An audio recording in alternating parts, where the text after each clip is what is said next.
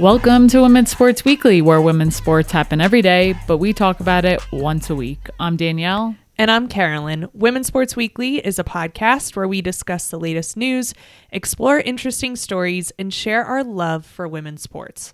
Follow us on Instagram, YouTube, and TikTok at Women's Sports Weekly Pod.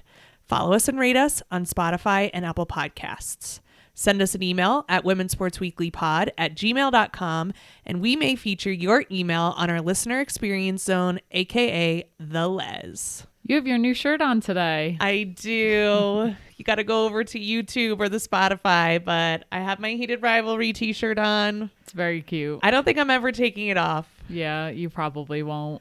And it's cropped, and we love it, and it's awesome. It is. I love it. It's a cute picture. We're on our third rewatch, and we've successfully gotten a lot of straight people to watch Heated Rivalry, and if that's not achieving the gay agenda, I don't know what is. Excited that our loved ones are enjoying watching it. It has been interesting to see so many people love it, and I know why, but now I'm reading the books. You can't stop me. I'm fully obsessed, and I don't ever want to leave. I'm never leaving the cottage. I have about 100 pages left in the current book I'm reading, and then I'm picking up that series and cannot wait to read them. I try not to make it my whole personality. Before our third rewatch, I think I waited a full week, and then I slowly started to be like, should we do it again? And you were like, yes. And I was like, oh, good. I've been waiting so long to ask you. So long. You also were on a Reddit rabbit hole, making sure you're not the only one rewatching it several times. Well, because it does make me feel a little bit crazy. So there are other people on Reddit who are like, why do I keep hitting replay on this? And why is it the only thing in my brain? But I don't know. It reminds me a lot of how I used to feel about One Tree Hill. It just is making me feel like a little kid again when I just used to be so obsessed with a TV show or people. I love to follow them on social media and see what they're up to. I don't know. It's just been fun to be a fan. It's great. How are you doing? Good. Just happy all the paint is off of me.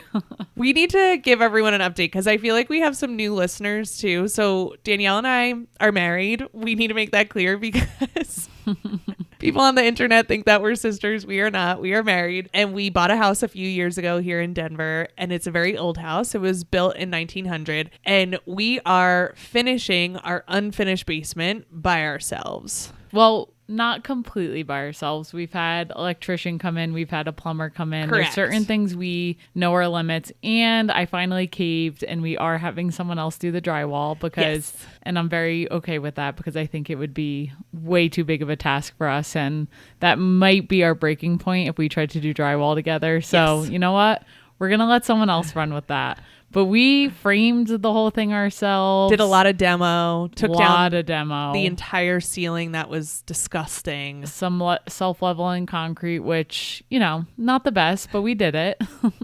And then this past weekend, I painted the ceiling. So we're leaving our ceiling exposed. A lot of times if you leave a exposed ceiling, you want to paint it all the same color. We have a lot of pipes down there. And we didn't want to go with white because we don't want to see all the imperfections. And black does a really good job of hiding all the imperfections. So I used this airless paint machine, which, like all things, there's a learning curve. And I was trying to get this done in 4 hours because we had a limit on using the rental machine, whether we were going to get charged a full day or the 4 hours. And I try to save money where I can. We are cheap. But I ran out of paint anyways. So Is it perfect down there? No. Was I about to buy another 5 gallons of paint? Of black paint? Also no. Were you covered head to toe in paint even though you had a full suit on? Yes. I had a full suit, a respirator, goggles. When I went upstairs and looked in the mirror, I was like, oh my God, I had paint all over my face. The house smelled awful. Our house still smells. Yeah. But it is worth it. It is. It looks so much better. Our pipes were painted yellow and blue and white. And then the ceiling was, oh man. It's been quite the journey. And so we're chugging along and we're going to pay someone to do drywall. Thank you so much. This is called compromise in a relationship. And I so appreciate it because I would have lost my mind if I had to do drywall. It would have taken us way too long too. I'm ready to get this thing done with. Yes. And then after drywall, we're going to do the floors and then we're ready to start. Well, we have to paint the drywall. And I know, then we could but do the paint. Floors. Okay, but compared to everything else we did, paint is going to be a breeze. We know we could do paint. We've painted every room in this house. We're going to do that. We're going to get floors in, and our house is such a mess right now because everything in the basement is just everywhere. Like off camera right now, it's just filled. And it drives me crazy because I work in here during the week. It drives me absolutely bonkers. So you are a clean gal. You like things clean. And tidy. I'm an organized gal. I want every mouse in its house at all times. And it's been driving me a little loco. I mean, same. That there's just stuff everywhere in our house. Yep. So it's been months. And that's fine because it's going to be great. But I'm so looking forward to when we can actually move stuff back into the basement and start making it look nice. Oh, yes. It'll be so, so nice. We're getting there. And you're doing a great job. You did a great job painting. I mean, we both are. I didn't do much painting. I just was. You didn't do the painting, but we both framed the entire thing. We both did the insulation. We both did everything else. So. And I prepped for the painting. Yes, we did a lot of prep this past week. Everything just takes so much time. So it's just one of those things. But we are chugging along. So that's our basement update. If you listen in, eventually we will be recording down there. So you'll know when we're done once we're recording down there. Yes. My other pursuit of cooking more this year. I made my own pizza dough over the weekend. Oh, yes. I did not have the proper ingredients, but I was just like, whatever, I have all-purpose flour. It's not the flour I was going for because there's certain flour you should be using with pizza. It's called 00. I'm learning. Oh my gosh. But it didn't come out half too bad. For the ingredients I had, I was like, okay, this isn't terrible. So made our own pizza. And it was good. Yeah, it could be better. It could be better, but this is where I struggle with pizza because I only like a very specific kind of pizza and it's located on the East Coast. But I wasn't making New York pizza style. Yeah. I was making the, how do you say it? Napolitan? The Napolitan style.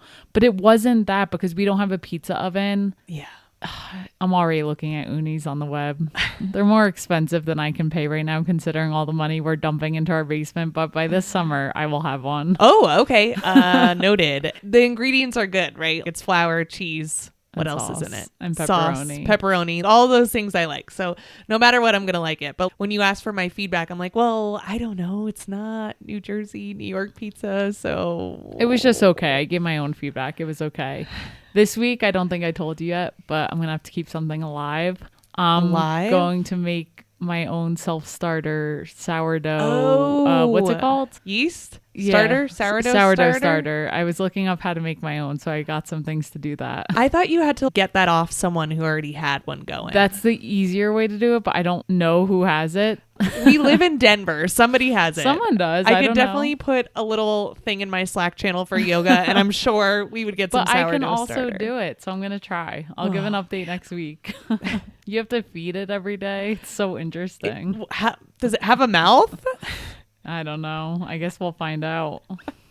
I've also been working on my big booty goals, so I've just been trying to add a little bit multiple times a week. So we do leg days, and I've actually been feeling so much better about my workouts in general. I know that I've been on this podcast before and been really struggling with what do my workouts look like and how am I taking care of myself, and I can't do CrossFit anymore because it's just like too much on my nervous system. We started going to this gym that was very strength focused and that also offered really early classes, which is what I need because my job, period. I'm not going to say anything more about that.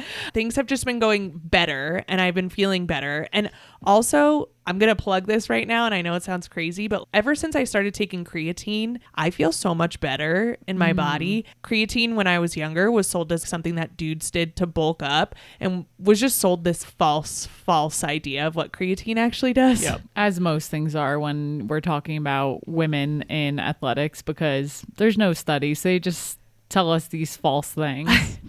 It's just so frustrating, and I've been taking it and I just feel a difference. I feel a difference in my workouts. I feel a difference in how I perceive my body to look. I feel a difference in how sharp I feel. And so anyway, if you're curious about taking creatine, I would recommend it. And that is not from a doctor, and that is only my personal experience, but I really have enjoyed it. All that to say, we've been working out legs multiple times a week. And then on top of that, today I rode the bike, and then I added on a 15-minute glute exercise at the end. So Nice. I'm trying. And also the support for my big booty goals from everyone who listens, and also all my friends and family who like reached out to me personally, has been so nice. Yeah, you better do these exercises. My sister Carly gave you exercises. I know. And it's also, I think sometimes, and this is so elementary, right? I'm talking about getting a big butt, but I think sometimes I have a fear of saying what I want in life because I don't want to jinx myself, or I don't know, I don't want to share it with others just in case I don't follow through or don't make it happen. Somehow if I fail, then it would be even worse if people knew that I fail. And saying it out loud, I was like, no, people are just supportive. Yeah. And that's such a small thing and it doesn't really matter. And I was like, I need to do this more. Tell people what my goals are and what I'm interested in because the support has been really nice. Such a good point. Okay, let's get into sports. Let's do it. Our first highlight, I was just very excited about this. As we've talked about before, Denver is getting a women's soccer team. The Denver Summit. Hallelujah. This spring, they will kick off. And little by little, we've been hearing about different players who get signed. And I would say this is the biggest player who's been signed to date. But this past week, we found out U.S. women's national team midfielder and former captain. Has she been wearing the captain She's lately? captain. Okay. Midfielder and captain Lindsey, maiden name Haran, now Heaps, and she's coming to the Denver Summit. She grew up in Colorado. Yes. She's been playing in France the past couple of years, and she's coming home. There's been things on the internet of her definitely having mixed emotions, which I can imagine. And then there was a video with her and her parents and surprising her parents. So I just think it's so fun. And I personally am very excited to have her on the summit.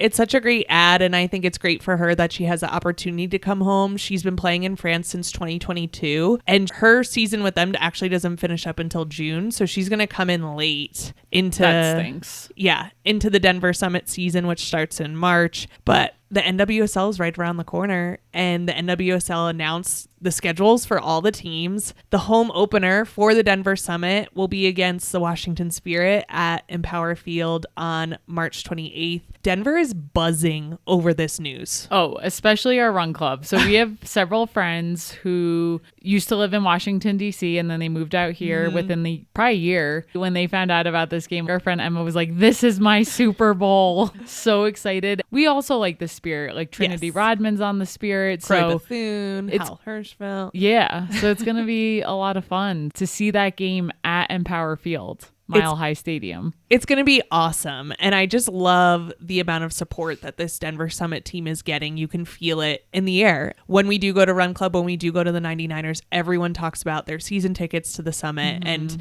it's just really, really cool to see. I am pumped. So it's nice to have a team in your city, and that brings us right into Athletes Unlimited Softball League that just announced its 6 host cities for the 2026 season. So as a reminder, they had 6 teams last year, but they weren't location-based, and now they are tying them to locations.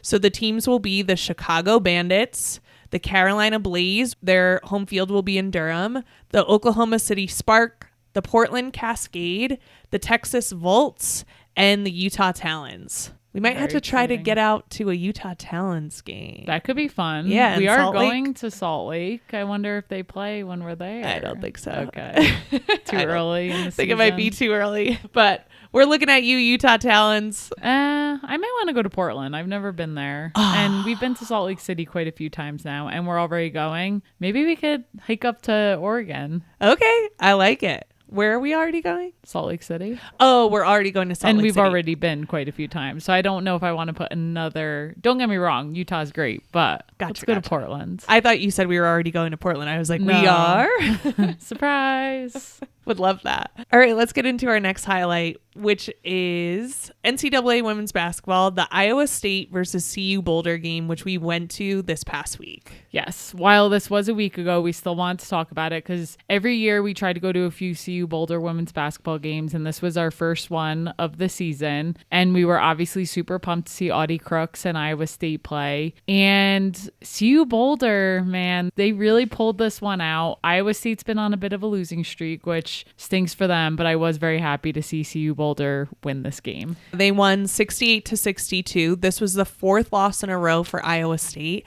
And then they ended up losing again this past Sunday to Oklahoma State to extend their losing streak to 5. It's rough. We went with our friends Lex and Sarah, and we were talking about, like, why is this happening?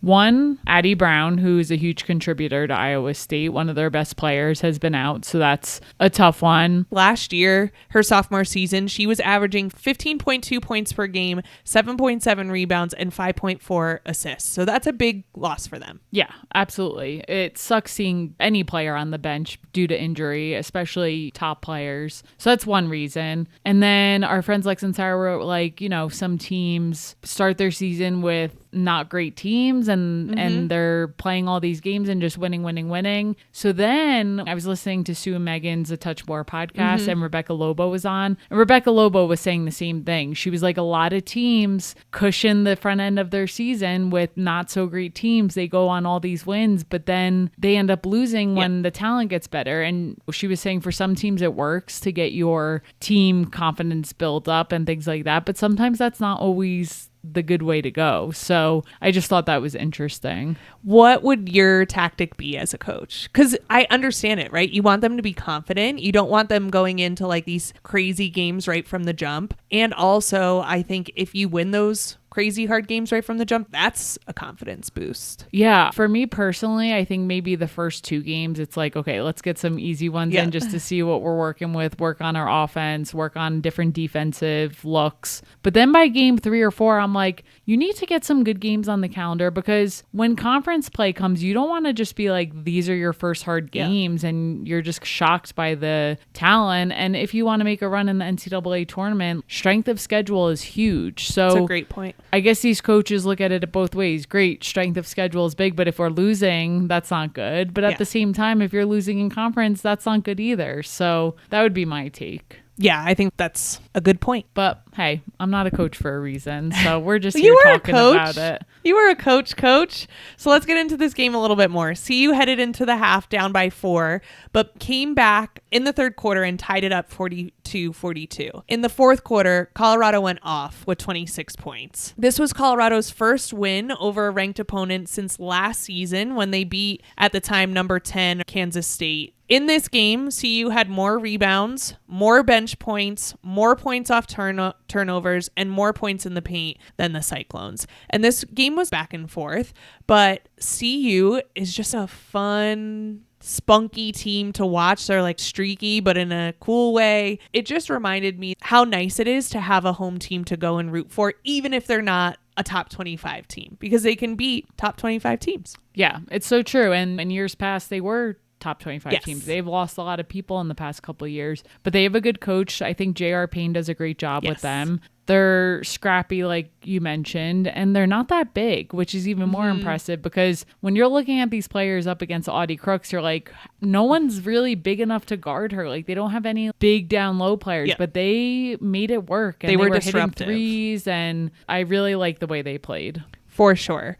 Junior guard Desiree Wooten led the game with a season-high 24 points. This was her 12th game with double-digit points. And then Colorado held Iowa State to its fewest points scored in a game this season at 62, and held Audie Crooks to a season low of 17 points. And she scored a lot of her points at the very end, like at the garbage points. I was like, yikes. Jada Williams for Iowa State had 9 points and 5 assists. And this brings me to my question. I don't think Iowa State will be ranked this week. You all know this already because it's Wednesday. We don't know it yet. But are they okay?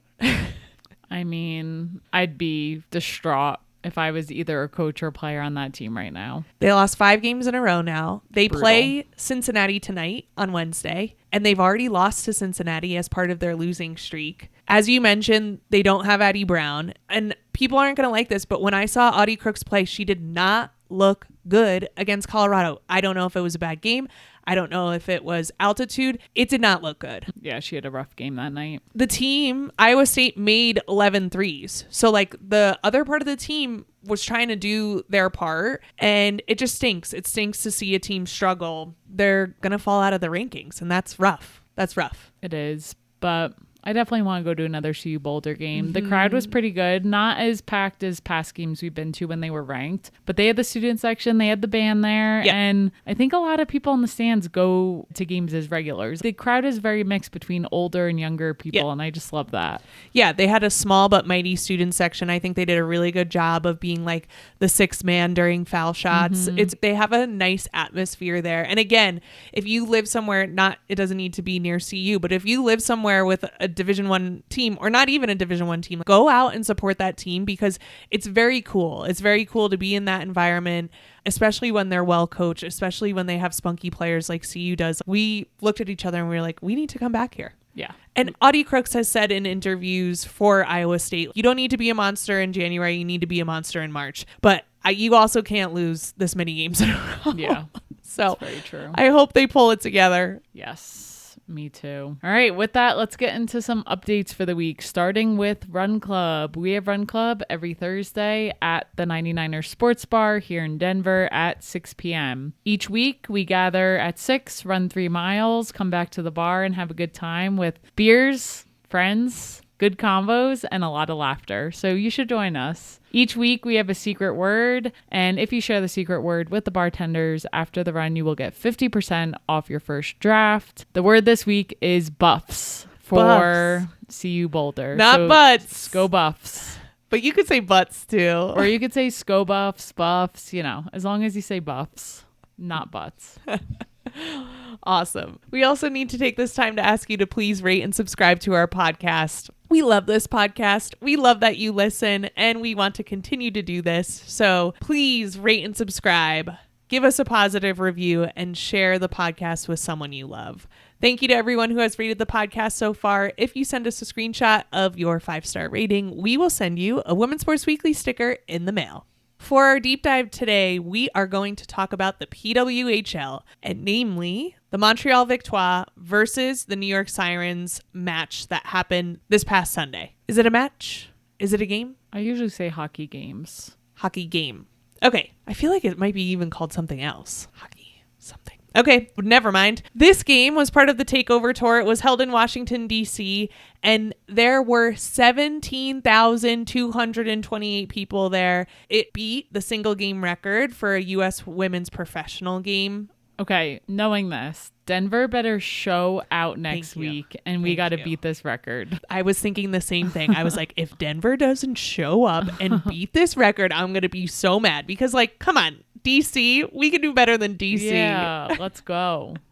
So if you haven't gotten your tickets for the Takeover Tour in Denver that's happening this Sunday, please go and get them. Okay, back to this game. Montreal and New York were tied at points at 19 points coming into this game, and the New York Sirens ended up winning this game 2-1. So we head into the third period. It is 2-1 Sirens, and Montreal's Marie-Philippe Poulin fires a shot at the goalie, Kaylee Osborne, and Kaylee Osborne catches the puck, and it almost goes the line. It almost goes past the line. And so there was this big debate. They had to go through it. This would have tied the game up of, did her glove go past the line with the puck?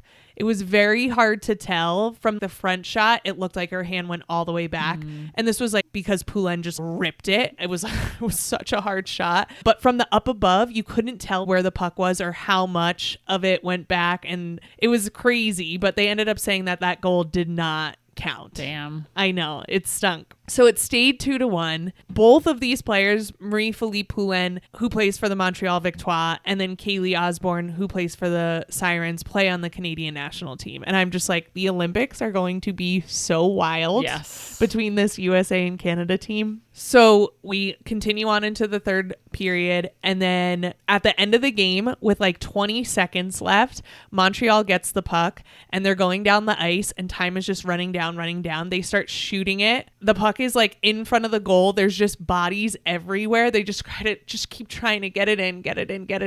The buzzer goes off. They just keep trying. And then there are bodies everywhere. full out brawl. And they did not care when the referees were trying to break them up. They basically tackled the referees down, which was wild. This was such a physical game. It was so fun to watch. Bodies were flying, punches were being thrown. Like you said, the referees were just in it. And I was like, hockey is just a fun, amazing sport. Yeah, it is. It is a lot of fun and very physical. But then at the end of the match, at the end of the game, they all shake hands and they're laughing. And I'm like, you were literally just punching that girl in the face. It's just so I love that. incredibly cool. Kaylee Osborne for the Sirens ended the game with 32 saves, and Peyton Levis scored the game-winning goal for the Sirens to put them up 2-1. These teams go at it, and I was just like, I'm just so happy I'm watching this. As I was watching from the physicality of the game, I wanted to know the rules of checking and fighting in the PWHL. So the PWHL does allow for checking, and checks are permitted when there's a clear intent to play the puck, and they especially allow it along the boards. So they allow you to ram into someone along the boards. Body checking is also allowed when players are moving in the same direction and trying to get the puck. So you can check someone if you're moving in the same direction with them. So you can't like T-bone them, but you can go side to side and check them out of the way. Hits from behind, open ice hits, and targeting to the head are illegal in the PWHL. And I thought this was very interesting that checking is not allowed in NCAA women's hockey. So when they get up to the PWHL, they just have to be ready for all of this added physicality. That is interesting. That's pretty crazy. Yeah. Because it changes the game a lot. And like what they want is they want the players to be like really good skaters and really have, I don't know what I'm talking about with hockey, but like be able to control the puck well, use their stick skills. Am I saying these words correct? I don't know. But then they add checking to it. And I'm like, that kind of changes how you can do things and how you can maneuver around. So that must be quite the adjustment for people. If you get to that level, though, at the professional level, like you said, they know what they're doing, and it's just the added physicality of it. For sure. The PWHL does not allow fighting, which the NHL does allow for fighting, which I just think is wild. Can we get into this a little bit? And I can make it gay. You want me to because we're talking about men's sports? No. Okay, there's a code. There's this code of conduct in the NHL of what they allow. This is straight from Reddit. So, Reddit. Good. Okay, so as part of this code, punching and grappling is good to go. But stomping, kicking, scratching, and poking eyes would likely result in a suspension in the NHL. Geez, thank God. I mean, they're wearing blades. Stomping, you'll kill someone. That's terrifying. That is terrifying. You're supposed to fight in the NHL only people who want to fight you. So you're not allowed to like sucker punch anyone. And the way you know that someone wants to fight is if they throw off their gloves. Interesting. So if you hit someone before they get their gloves off, that's considered bad form. Okay. Just in case we ever start fighting in the NHL. No players are off limits to fight, but if you initiate a fight with a skilled player or a star rookie, you might have to answer to a bigger guy later in the game. Fair. Sticking up for your teammates. I like it. Punching each other in the face with your gloves on is not considered fighting. It's just considered like regular scrummy parts of the game. Okay. And then the only unspoken rule, although these all seems like pretty much unspoken rules, is that when a player hits the ground, the other player stops throwing punches. So you don't kick someone when they're down. You will rarely see a player still mad get on top of someone and continue to punch. So it's all has to be upright. And this is allowed in the NHL. Yep. So you don't get suspended for any of these things. You get a 5-minute penalty. You both go to your little sin bin and the bad boy area, and you stay there for 5 minutes, and then you can come out and compete again. Penalty box. The penalty box. Should fighting be allowed in the PWHL? I go back and forth with this because I'm like, why can the men do it and the women can't? Naturally, I think there would be less fighting in PWHL because I think women are less likely to start throwing punches. It does happen, but I don't think it would happen as often. Do I think it should be part of the game? Not necessarily. Like, I just don't see the point. I don't see the point in why NHL does it. That's just a way for someone to get hurt when it's unnecessary. So no, I don't agree. I don't think or I guess I agree with the current rules where they shouldn't be fighting. Yeah. I love the physicality. I love that they check each other. Yeah, I'm glad they can do that because like lacrosse, there's rules that they can't do things like the men. So like things like that when it's part of the game, I appreciate that they can do that. But the fighting part, I just don't get. And it's so strange because it's like play stops and then it's just two men on skates. Just yeah. What is this? I don't know, fists up, ready to go. And it's just like, what are we actually doing? I feel like it's more for the spectacle than it is for any of the sport, right? And so, no, I don't think the PWHL should allow for fighting. I love an end of game brawl where people are just like pushing each other and punches are flying, but it's not craziness. It was crazy, but it's not, I don't know, it's not for the spectacle of it all. No, I agree. And I think the physicality is enough in the PWHL. What I saw this past weekend, I was like, this is awesome. Oh, yeah. Yeah. So that takes me right into what I'm looking forward to this week. So can I go ahead? Yeah, I think we're both looking forward to this one, but share with our listeners. The Takeover Tour continues, and it is coming to Denver in the PWHL. The Vancouver Golden Eyes take on the Seattle Torrent on Sunday, January 26th at 6 p.m. Eastern on YouTube, and it will be played in Denver. We are so excited for this. Please, if you are in the Denver area, please come. We need to beat DC. I'm way too competitive. And it was so fun last year, and Denver did show out, and we had a great crowd. Yes. It's such a fun environment, and we'll be there. So look for us in the stands. My favorite thing to say. Look for us at the Girl Aquarium. What are you looking forward to? So big game in NCAA basketball. South Carolina Gamecocks will play Vanderbilt on Saturday, January 25th at 3 p.m. Eastern on ESPN. I say this is a big game because at the time of recording, I guess I don't want to jinx Vanderbilt, at least until they play Gamecocks, but at the time of recording, they are undefeated still. The Gamecocks better beat them. So that's what I'm excited about. I love the coach for Vanderbilt. She's like, we don't have a target on our back. We're not running away from anything. We'll meet anyone head on. And I'm like, okay, let's go. I'll see you on Saturday. Yes. So definitely excited for those upcoming games. That is it for this week. We will see you next week on Women's Sports Weekly. In the meantime, watch women's sports and share the podcast with your friends. Rate and subscribe to the pod on Spotify, Apple, and YouTube. Thanks for joining us.